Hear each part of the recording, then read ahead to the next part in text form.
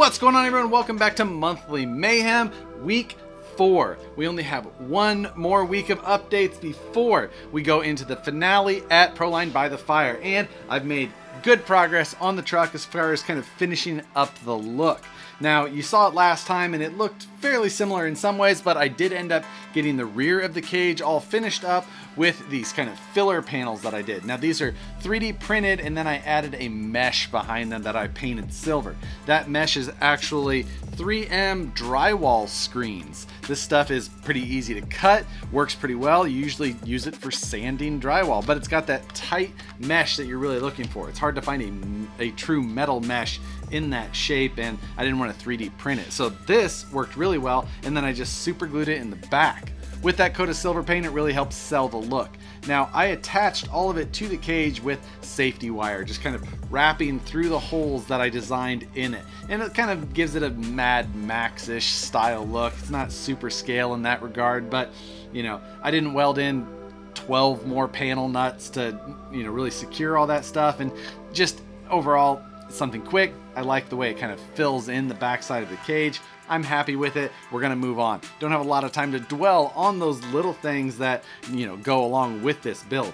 During the last update, I had a cardboard template of an inner fender panel, and I've actually completed that. I've got those on both sides. I still haven't completed the passenger side panel though. So, you know, as you can see, that side's still open, but I do have that rear inner fender done and attached. The rear inner fenders are actually attached to the chassis pan itself and not to the cage. During the last update, I talked a lot about my battery situation, and there was a ton of, you know, comments and things like that about hinging, and I don't think everyone really kind of thought that through as far as what it would take to hinge a cage like this. This is made to bolt to the shock tower, so to change that to a hinge design, you would have to make a mounting structure to come all the way to the rear and then be able to pivot it based on that part, which would take a ton of work to build a structure to do that. The hood you can't do because the shock towers are in the middle and there's bracing of a chassis. Side panel, same way, you know, you've got a chassis in the way. The only way to get the battery in here, which is what I'm ready, you know, or planning to do at this point, is to go in through the windshield. And what I decided to do at that point then is I used a Axial Yeti interior inner pan, and I cut it in two, split it in half so I can easily remove it or remove just one side. It's going to be pretty simple overall. With that battery position being difficult to get to, what I may also consider doing is pretty much just getting a battery in there, being able to get it out, yes, of course, but probably just leaving it in there most of the time, charging the battery in place. So what I may try and do, get everything in place, make sure that I've got a long enough battery connector, and try and affix a balance tap extender just to minimize the cussing I'll be doing while trying to accomplish that task. The rear filler panel that I made back here, I made a slot in the bottom side of it, and the back side of the Yeti interior just kind of sits into it. So you just kind of push it into place and it just snaps forward and rear. The front side underneath of the hood, the rear side into that 3D printed panel. So that makes the interior snap in quickly, no hardware, and it allows me to take it out quickly. This is something that I saw Kyle at UC Fab do numerous times, and that was where I kind of got that method. He's been doing it. I think that was the most successful way that he found to work with his chassis, and I'm just going to use that method as well. Now, what you probably won't see before Proline by the Fire is the actual livery that we end up putting on this thing. I am going to trace the panels that we've got, and I'm going to send those out to Freaky Skins and try and get a wrap made in time for the event. It's going to be a little difficult, and the hood is going to be pretty hard to wrap in its current angular state, so we'll have to see what we get done there as well.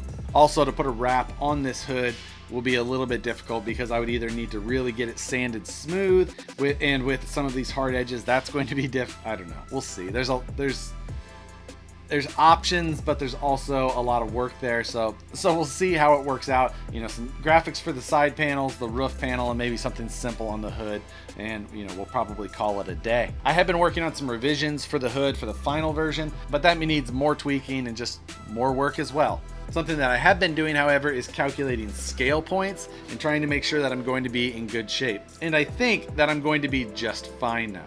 I think I've got enough points with a metal cage and rigid body panels and some extra things here and there that will allow me to be just fine and fairly competitive in that arena. Some things that I haven't got done at this point, but I do hope to get done, is I do want to make some front inner fender panels, help close everything off, and take advantage of a few more of those scale points. If time allows, I'm going to unbolt this front bar of this bumper and make a very simple bolt-on steel front bumper. Again, for scale points and maybe just a little bit of performance and style. But overall, I think that this front bumper actually fit pretty well with the hood and the rest of the chassis, so I'm not as concerned about that part of it.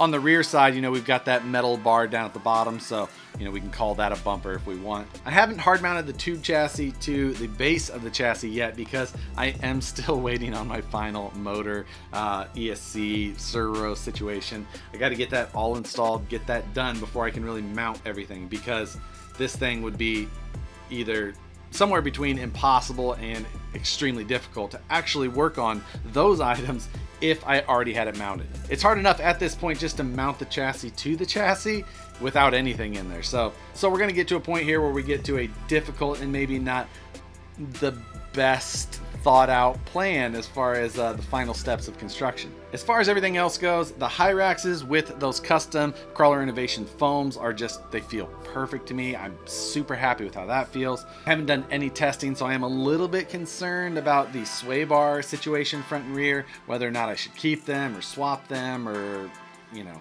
who knows. At this point, we're probably just gonna have to roll the dice and hope that we made the right call by just simply putting the front in the rear and the rear in the front. Before I bolted on the body panels and, you know, wired in all of those rear filler panels, I did prime and shoot the chassis with some metallic wheel paint. Wheel paint's nice and durable. It's got a heavy metal flake. Looks pretty good. I used a gunmetal color, so now you don't see those, you know, bronzish colored welds. So as we go, it's starting to look more and more like an actual finished vehicle. I've got a little bit of time before I send this information over to Freaky Skins, and what I'd really like to do is try and come up with a final theme for the build. Proline by the Fire is a retro theme, and I'd like to go more 80s, 90s retro rather than 60s, 70s retro. I don't want to go with neon colors just because I want them to print well, and neon colors don't print well on standard style printers. So I'm thinking somewhere between Dixie Cup and 9.6V Turbo something or other. I'm sure you guys will have some decent suggestions on that though, so throw those in the comments below. Definitely trying to make up my mind here very soon because time is running out. So we're getting down to the wire. If you have suggestions, now's the time. Seen Matt's status update on the truck. It's looking really good as well. I don't think that these trucks could look much different, being that they're basically the exact same truck underneath. I'm actually really looking forward to getting these things side by side at Proline by the Fire and getting some good photos and video. Hopefully I'll see some of you guys at Proline by the Fire and we'll get to do some trail riding. But with that, I'm excited. I hope you're excited. I'm actually pretty happy with how the build is starting to wrap up at this point, and that's not always the case. Sometimes I get towards the end and I'm just not in love with them anymore. This one, still a pretty big fan personally. So let's go Team USA. Hit the like button if you enjoy it. Subscribe if you're not already. Hit the notification bell so you see the videos as soon as they get uploaded. Thanks a bunch for watching. We'll see you Friday for the vlog update, and we'll finally get to see what Matt's been working on.